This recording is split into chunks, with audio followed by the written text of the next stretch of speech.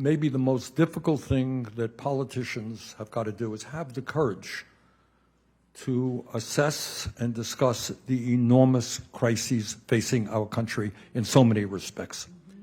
And I think we lose credibility with the American people when we don't acknowledge whether it's the economic struggle or the fear of violence or the reality there are tens of millions of people who can't afford health care. You got to talk about the reality.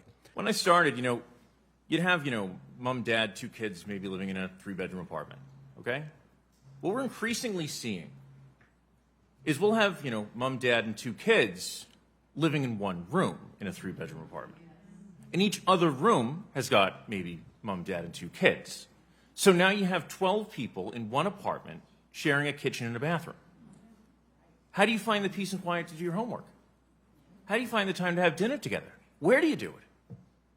These are real challenges we're facing outside of the school that are directly impacting our kids today. The overall line you hear in D.C. is, well, hey, these are tough times. We got to do some austerity. We got to cut back here. Can't afford health care. Can't afford decent wages. That is a lie. That is a fundamental lie. Nobody in America should be having to live under the conditions that Corey just described. Why are we not building the millions of low-income and affordable housing units that we need, putting workers to work, building those units in good union jobs?